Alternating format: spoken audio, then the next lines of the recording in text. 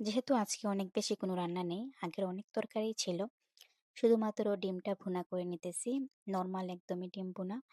সবাই যেরকমভাবে করেন ঠিক ঐরকমই। তো অনেকের একটা কোয়েশ্চেন থাকে, অনেকেরই আমি শুনেছি ডিম লাল হয় কিভাবে? সো আপনারা যদি ডিমের মধ্যে শুধু হলুদ দেন, মরিচ মরিচ না দেন, শুধু হলুদ দিয়ে এবং লবণ দিয়ে যদি ডিমকে ভাজেন, তাহলে খুব লাল হয় ডিমটা। এটা আমার বোনের কাছ থেকে শেখা। আর এই তো এভাবে নরমালি আমি যেভাবে ডিম ভুনা করা হয়, একটু কাটা পেঁয়াজ, একটু রসুন, একটু বাটা পেঁয়াজ দিয়ে দিছি এবং যে গুঁড়া মসলাগুলো থাকে ওইগুলা দিয়ে দিছি। এবং আমি আস্ত জিরে দিয়েছি, একটা ফ্লেভার আসে। আর এইখানে আমি সস দিয়েছি। একটা হচ্ছে পেরি, পেরি সস আর আরেকটা হচ্ছে সিরাচা সস। ওটা একটু ঝাল ছিল। তারপরেই তো ডিম, টমেটো সবকিছু দিয়ে আমি ডিম ভুনাটা করে নিয়েছি। তো নরমালি উম বাসার অনেক